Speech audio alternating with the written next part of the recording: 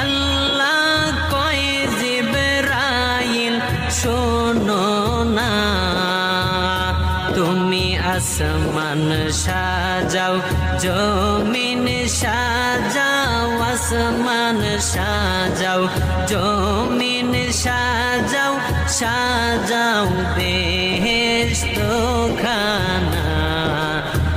ঈমানদার গণ জুলুস করো না, ঈমানদার গণ জুলুস করো না।